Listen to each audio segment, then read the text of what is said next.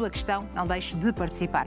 É nosso convidado o Dr. Ricardo Gonçalves, médico especialista em ortopedia, responsável pela unidade do ombro e cotovelo no Grupo Trofa Saúde, Hospital de Gaia, a quem agradeço muito por juntar-se a nós, Sr. Doutor. Obrigada. Obrigado, é um gosto recebê-lo aqui neste programa. Muito obrigada também por este assunto. Já lá vamos perceber qual é a definição de artrose do ombro, as suas causas, tratamentos, depois aqui de um bom diagnóstico. Mas começava por lhe perguntar se estes problemas e dores no ombro são comuns e o que é que difere o ombro das restantes articulações? Muito bem, sim, são patologias comuns, mas relativamente, por exemplo, essa patologia noutras articulações são menos frequentes. A literatura demonstra que, a partir dos 60 anos, cerca de 36% da população tem osteoartrose, patologia degenerativa das articulações. Mas essas estatísticas são, acima de tudo, direcionadas para a patologia do joelho, da anca. Porquê? Porque são articulações de carga. Nós, desde há muito tempo, com a natural evolução filogenética, passamos de quadrúpedes para bípedes e, portanto, as articulações que recebem a carga são aquelas que se estragam mais facilmente. A articulação do ombro, em termos de percentagens, estamos a falar cerca de 1/3 desse valor, em termos de frequência da patologia propriamente dita. E vamos começar com a definição. Estamos a falar de artrose no ombro, que se diz então omartrose, não é? Omartrose, exatamente. É um nome um bocadinho mais pomposo. Exatamente. Nós temos tendência a inventar sempre uns nomes engraçados para as patologias. A omartrose, basicamente, é a artrose do ombro. O que é o ombro? É a articulação entre a parte proximal do ombro e a omoplata, portanto, a articulação gleno-ombral, glenoide da omoplata e a parte do ombro. E é uma patologia que sempre se acreditou que tinha, acima de tudo, a ver com a degenerescência, com o passar do tempo, uma doença do idoso. Hoje em dia percebe-se que, acima de tudo, tem a ver com uma cascata de fenómenos inflamatórios que levam e conduzem à destruição da articulação. Portanto, não é só uma patologia do idoso. Se nós quiséssemos compreender, até por exemplo, olhando para este grafismo que temos aqui no monitor, a evolução natural da artrose prende-se muito com alguns parâmetros específicos. Uma diminuição assimétrica da articulação, do espaço articular da articulação, que tem a ver precisamente com o desgaste da cartilagem. Esse desgaste da cartilagem faz que dentro da articulação se libertem fatores pró-inflamatórios que acabam por levar à necrose, à morte dessas células da cartilagem. E, portanto, à medida que se vão libertando fragmentos dentro da articulação, a articulação vai-se destruindo. Vão-se formando os famosos bicos de papagaio, que são os osteófitos. Toda a gente diz que são muito dolorosos. Exatamente, que levam à incongruência da articulação e, portanto, uma articulação incongruente, com o passar dos anos, com o uso, acaba por se destruir. Claro. E qual é a prevalência da doença, Sr. Doutor? Anda à volta dos 13%, a partir dos 60 anos. Agora, por exemplo, se nós olharmos para esta imagem, aquela imagem da direita tinha um raio-x, nós vimos ali um doente, é o mesmo doente, é uma imagem de um doente que aos 20 anos, salvo erro, fez uma cirurgia do ombro, tinha queixas de instabilidade e no prazo de uma década, 11, 12 anos, já tem uma artrose e provavelmente vai precisar de um tratamento um bocadinho mais invasivo. Mas só a título de curiosidade fez essa cirurgia com 20 anos por outro motivo, não é? Sim, por uma questão de instabilidade. Ele teve uma luxação glenohumeral, portanto a articulação do ombro luxou, teve uma cirurgia para corrigir essa instabilidade e, com o evoluir do tempo, foi evoluindo para uma artrose. Portanto, podemos dizer que a idade é um dos fatores de risco. Completamente. Mas há outros. Exatamente. É uma patologia que é multifatorial, é uma condição que não se pode dizer que há uma causa específica. Nesse sentido, nós podemos falar sempre de omartrose primária ou secundária. O que é isso do primário ou secundário? Quando nós falamos de uma artrose primária, falamos de uma artrose que não conseguimos identificar uma causa específica. Tem a ver com o envelhecimento, basicamente. Também conhecida como idiopática. Lá estamos nós a inventar nomes esquisitos. Mas quando falamos de artroses secundárias, não. Aí nós podemos apontar especificamente uma causa. E essas causas podem ser muitas.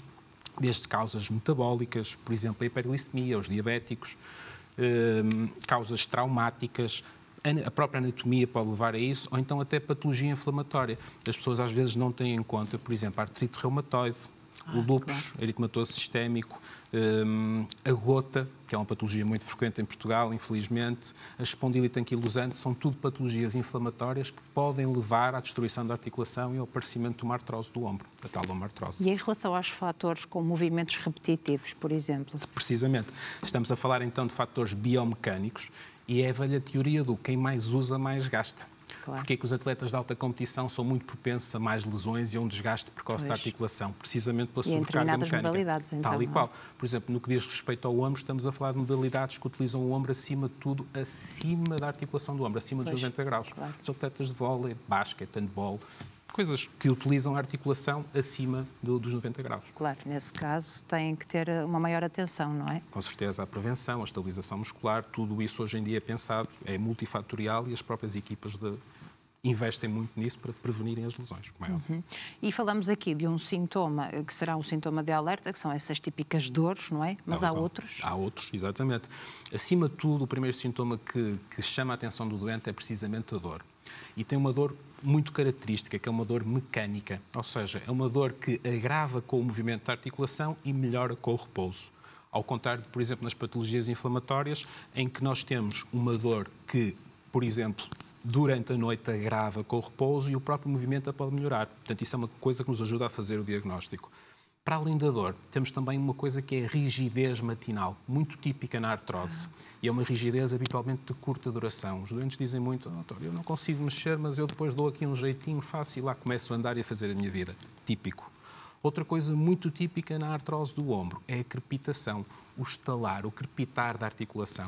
Isso tem a ver com o quê? Com a tal libertação dos fragmentos da cartilagem dentro do osso, que dentro da articulação funciona ali como uma espécie de areia dentro do motor. E os doentes sentem isso, o crepitar, quando fazem o movimento. Claro, são sinais específicos. Específicos e em dessa que artrose. fase normalmente é que os pacientes procuram ajuda de um profissional de saúde, um médico ortopedista, por exemplo? Acima de tudo, quando a dor já é insuportável, porque há sempre, estamos em Portugal, há sempre aquela mesinha, há muitas coisas que nós automedicação, os anti-inflamatórios, imagino eu, não é? Que é uma abordagem muito correta, numa fase inicial, não é? Sim. Um analgésico simples, um anti-inflamatório simples, mas se há dor, é preciso perceber porque é que há essa dor. E, portanto, as pessoas quando têm essa dor devem procurar ajuda. Normalmente já nos procuram quando, para além da dor, já têm uma grande dificuldade em termos de movimento. E, portanto, já estamos nos estadios mais avançados da doença, que são sempre mais difíceis de abordar. Depois, com as abordagens terapêuticas, vamos perceber melhor. Mas há vantagens em procurar ajuda o mais rapidamente possível, Com certeza, não é? porque consoante o estadio em que se identifica a doença, menos invasivo poderá ser o tratamento. Claro. E, portanto, é favorável se nós, numa fase inicial da doença, procurarmos ajuda para prevenirmos a natural evolução da doença. Porque estamos a falar de uma doença que, em termos práticos, não tem cura. Ela evolui naturalmente, não é? E, portanto, quanto mais cedo nós a identificarmos, melhor será a prevenção que podemos fazer para prevenir a natural evolução e expectável evolução. E com a apresentação destes sintomas, já é possível fazer um diagnóstico ou é preciso também outros exames complementares? Possível é. O diagnóstico, tal como a doença, também é multifatorial, não é? Claro. Ele passa por um exame físico, exames laboratoriais, mas acima de tudo o critério de identificação desta patologia é radiológico, ou seja, exames de imagem. E dentro dos exames de imagem temos vários que podemos fazer. Temos imagens que se dedicam e que analisam, acima de tudo, exatamente. Temos aqui, por exemplo, nesta imagem, o raio-x, a radiografia. Isto é um exemplo perfeito, por exemplo, esta senhora é uma jovem de 88 anos que fez uma cirurgia da coifa há cerca de 3 décadas, 30 anos, salvo erro. Até se consegue ver ali uma pequena âncora na cabeça do ombro, em que com o passar do tempo a articulação foi-se destruindo. Qual é a vantagem da radiografia? A radiografia é um exame simples, acessível e que está disponível na maior parte das unidades hospitalares, centros de saúde e, portanto, é de fácil acesso. Tem uma desvantagem, a radiação ionizante. Outra desvantagem que tem é que não é muito específica no que diz respeito às lesões da cartilagem. Portanto, numa fase inicial, ela não consegue identificar essa patologia. E, normalmente, quando nós já conseguimos identificar a patologia no raio-x, já estamos num estadio mais avançado. Claro. Mas, por exemplo, se o doutor pede este raio-x, na maior parte das vezes, para confirmar suspeita diagnóstica. Obrigatório. Não é? O critério claro. é radiológico, em termos de diagnóstico da omartrose. Mas nós depois podemos recorrer a outro tipo de exames, como, por exemplo, a TAC, que é um exame um bocadinho mais específico, também implica o uso de radiação ionizante, tal e qual como o raio-x, tem a vantagem de ser mais específica e consegue identificar mais precocemente a patologia. Tem uma outra grande vantagem. A TAC hoje em dia, com a evolução da informática, da inteligência artificial, consegue fazer uma coisa, que é nós com uma TAC conseguimos fazer uma reconstrução tridimensional da articulação e fazer estudos pré-operatórios que nos permitem até fazer implantes à medida do doente. Portanto, claro. Este doente tem um defeito ósseo assim assado e nós conseguimos, com a inteligência artificial, criar um implante próprio e específico para aquele tipo de defeito. Portanto, a TAC é muito útil nesse sentido. E há ainda outro exame, a ressonância magnética. Exatamente. Em que casos, então, é que se deve chegar à ressonância magnética? Perfeito. Nós, quando estudamos, não estudamos só o osso, também estudamos partes moles. A ecografia e a ressonância magnética são exames de partes moles, que são distintos numa coisa, acima de tudo. A ecografia é um exame que permite analisar bem a cartilagem, estruturas periarticulares, mas está altamente dependente do utilizador. Ou seja, é um exame que é feito por um médico e se a pessoa que faz o exame não é proficiente, por exemplo, no exame, os resultados podem não ser fiáveis. Enquanto que a ressonância magnética não. É um exame que tem uma elevadíssima sensibilidade para este tipo de lesões da cartilagem, as alterações ósseas que acontecem neste tipo de patologia e permite-nos precisamente identificar algumas patologias que os outros exames não permitem. Por exemplo, esta imagem que nós temos ali é uma imagem de uma necrose vascular. O que é isso da necrose vascular? É uma cabeça do húmero que morreu porque perdeu a vascularização. Neste caso desta senhora, é uma necrose pós-traumática. Após um acidente, fez uma fratura e, portanto, houve uma lesão da parte arterial. A ressonância consegue-nos classificar e estadiar essa necrose vascular, coisa que, por exemplo, outros exames não conseguem. Qual é o problema da ressonância? É a disponibilidade do exame em si e o preço, que é muito mais caro do que os outros exames. Mas é extremamente útil no estudo deste tipo de patologias, acima de tudo, quando estamos a tentar fazer um diagnóstico e a excluir outros motivos da patologia. E depois vai dependendo, então, da pessoa que tem à frente, do estadio da artrose no ombro, o exame que vai definir e abordar. Vamos também para a abordagem terapêutica. Feito o diagnóstico, que é importantíssimo. Que tipo de tratamentos é que existem? Podemos começar pelo conservador? Com certeza. Prende-se muito com o tipo de nível em que a patologia está, mas numa fase inicial a abordagem é sempre por medidas gerais. A fisioterapia, alterações, por exemplo, na prática desportiva, quando está associado, por exemplo, a excesso de peso, a perda de peso, há muitas medidas conservadoras e básicas que se podem fazer para o tratamento deste tipo de patologia. Depois, isto é uma pirâmide natural. À medida que os tratamentos não vão sendo eficazes, vamos subindo essa terapêutica. Portanto, começamos com medidas gerais, terapêutica médica, os anti-inflamatórios, os analgésicos simples, não resulta. Passamos para outro tipo de medicamentos. Hoje em dia há uma abordagem terapêutica que são os medicamentos que se chamam medicamentos modificadores da osteoartrose. Estamos a falar de glucosaminas, condroitinas, que se ouve muita publicidade na televisão acerca disso, que numa fase inicial da artrose podem ajudar. Não ajudando, voltamos a subir a escala terapêutica. O uso de opioides, o uso de corticoides, muitas vezes até injetáveis, uma coisa que se chama a viscosupplementação, que é o uso de ácido hialurónico, basicamente é uma espécie de lubrificante articular que diminui o processo inflamatório. Quando tudo isso falha, temos a cirurgia no topo da pirâmide. Mas há casos de sucesso, de pessoas que ficam sem dor, com a abordagem conservadora apenas? Melhoram significativamente durante um período, mas há uma natural evolução da doença, portanto é expectável que mais cedo ou mais tarde... Terá de fazer cirurgia? Sim. Aqui nós temos que pensar sempre assim.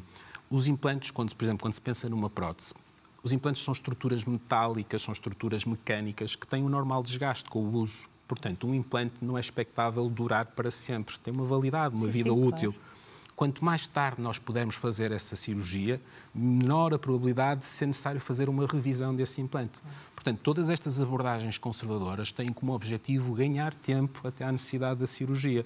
Obviamente que há situações em que estamos num grau tão grave da patologia que temos que oferecer logo a cirurgia, senão o doente está em sofrimento e não faz sentido. E agora, se me permite, vou fazer esta questão. Por que não avançar logo para a cirurgia e não perder aquele tempo na abordagem conservadora? É possível e correto nos casos graves. Por exemplo, aquele raio-x que nós mostramos inicialmente, não faria sentido estar a dizer à pessoa vá fazer a fisioterapia.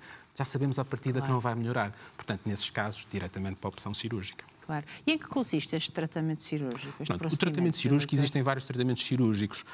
O gold standard, vamos dizer assim, o padrão é a substituição da articulação por uma prótese. Mas antes disso, por exemplo, em pessoas mais jovens, é possível fazer tratamentos menos invasivos, nomeadamente a artroscopia, é um procedimento que tem o nome que é o procedimento CAM, em que se tenta tirar tudo aquilo que nós estivemos a descrever há pouco, os bicos de papagaio, a cápsula, libertar, mas aquilo que normalmente acaba por acontecer é a necessidade da artroplastia. A artroplastia o que é? É a substituição da articulação original por um implante mecânico. No ombro, resumindo de uma forma muito objetiva, existem mais ou menos 3 tipos de próteses. A prótese anatómica, que substitui a articulação exatamente tal e qual como a articulação nativa e que depende da qualidade e da existência do músculo para que funcione, os músculos normais do ombro. Temos a prótese invertida, que é a imagem que nós tínhamos aí há pouco, que é a imagem da prótese invertida, que é uma imagem que já não depende da estrutura muscular original e que é utilizada quando essa estrutura muscular não existe. Ela trabalha à custa do músculo que nós temos externo, que é o deltoide. E, portanto, hoje em dia, A maior parte dos casos que já nos chegam já necessitam deste tipo de implante, a tal prótese invertida. Há também a prótese parcial, que é a hemiartroplastia, em que só se faz o componente do húmero. Tem indicações, hoje em dia já se faz muito pouco, acima de tudo em trauma, em pessoas jovens que não têm patologia da glenoide, mas cada vez mais está a entrar em desuso esse tipo de prótese. Estas cirurgias são feitas com anestesia geral e necessitam de internamento? Na realidade, são feitas idealmente com aquilo que nós chamamos de uma anestesia combinada. Portanto, sim, uma parte da anestesia é anestesia geral, mas numa fase inicial é feita uma anestesia local, em que há uma anestesia duplex. E, portanto, há um adormecer da parte neurológica do ombro, que é o que dá o conforto ao doente, e então depois a anestesia geral, que é uma sedação mais leve. Em termos de internamento, estamos a falar de cirurgias que têm 24, no máximo 48 horas de internamento. É um internamento mesmo muito curta duração. E depois como é que é voltar à atividade, Sr. Doutor? Ainda requer algumas sessões de fisioterapia, algum acompanhamento? Exatamente. Quando é que a pessoa recupera a sua mobilidade? Exatamente, isso é uma coisa que é importante explicar aos doentes, porque a gestão de expectativas é fundamental. Pois. Após uma cirurgia, mesmo sendo um internamento de curta duração, é necessário a imobilização do braço. Ou seja, nós quando fazemos a cirurgia também mexemos em partes moles, temos a questão da cicatrização, o risco de infecção e, portanto, é necessário que tudo isso cicatrize. Estamos a falar de um tempo de imobilização que pode variar entre 2 a 4 semanas, depende de caso para caso. A partir daí entra a fisioterapia, aquela fisioterapia assistida que é feita por outras pessoas. Normalmente estamos a falar de 1, 2 meses de fisioterapia, as pessoas ao fim de 3 meses já estão a fazer a vida normal, algumas delas até já a praticar desporto, portanto, essa variação é muito individual. Tempos médios são mais ou menos estes, tempos médios. Mas essas sessões de fisioterapia são essenciais também para recuperar a mobilidade? Fundamentais. A sinergia entre a ortopedia e especialidades como a fisioterapia é absolutamente crucial para o bom resultado de todos os procedimentos que fazemos. Com excelentes resultados desta cirurgia. Sim, portanto, isso sim. significa que a pessoa não vai ter mais dor, não vai sentir dor no ombro? Acima de tudo, o objetivo destas cirurgias é exatamente esse. É a melhoria da dor e a melhoria da função. Claro. Obviamente nós não conseguimos fazer com uma pessoa de 80 anos fique com um ombro de 50 ou de 20, não é? Temos de ser realistas. Mas a dor, sim, o grau de satisfação neste tipo de implantes nos doentes ronda os 80%, 90%. Portanto, estamos a falar de excelentes resultados. E as pessoas estão satisfeitas e ganham, Claro. diminuem francamente a dor, algumas não têm dor absolutamente nenhuma, mas acima de tudo conseguem ser autónomas, fazer a sua vida de uma forma Sem independente. dúvida. Estamos a falar aqui de situações como ir ao armário buscar alguma coisa, tal não é? e qual. Por exemplo, as senhoras queixam-se muito, não consigo apertar o meu sutiã. Por exemplo. Não é? Estamos a falar de pequenas coisas que as pessoas às vezes nem percebem que fazem mesmo falta tem um e que grande fazem toda a impacto diferença. e lá está, devolve então qualidade de vida. Tal e qual. E agora queria também saber se é possível, imagino, uma pessoa que é operada a um ombro, depois ter o mesmo problema no ombro... No outro ombro. É possível, não é Pois. uma garantia. A patologia articular muitas vezes é bilateral, não é? Portanto, sim, agora não é obrigatório que alguém que teve que fazer uma prótese do ombro tenha que fazer outra vez outro procedimento idêntico no outro ombro. Lá está, voltamos à questão fatorial. Depende dos fatores que causam a patologia. Pois, não é? exatamente. Por exemplo, se for um trauma, eu parti o meu braço, não parti o outro braço, sim, portanto não vou sim. precisar. Agora, se for uma coisa metabólica, sim, pode acontecer. Maior atenção para esses casos Tal também. Tal e qual. A prática do exercício físico também pode ajudar na prevenção do aparecimento? Pode. Nós, quando falamos do ombro, estamos a falar de uma articulação hipermóvel. É a única articulação que nós temos que faz 360 graus. Não é? Porquê? Porque ela, acima de tudo, é estabilizada por músculo, estruturas ligamentares. Não tem osso à volta, não é como uma anca, por exemplo. Sim. E, portanto, a qualidade muscular e ligamentar é fundamental para a estabilidade dessa articulação. Desportos como a natação, a hidroginástica, exercícios sem impacto articular, são exercícios que melhoram a qualidade muscular, melhoram a estabilidade da articulação, previnem o avanço para esse tipo de patologia, desta artrose do ombro. Muito bem, temos que apostar no exercício físico. Com certeza que sim. Para todas as patologias, não só esta, para a nossa saúde e bem-estar. Sr. Doutor, foi um gosto recebê-lo neste programa. Muito obrigado. Muito obrigada por esta explicação. Vamos agora ao encontro das dúvidas dos nossos telespectadores. O Dr. Ricardo Gonçalves, médico especialista em ortopedia, responsável pela unidade do ombro e cotovelo no Grupo de Trofa Saúde Hospital de Gaia, que agora está então disponível para ouvir a sua questão relacionada com a artrose do ombro ou também a especialidade ortopedia.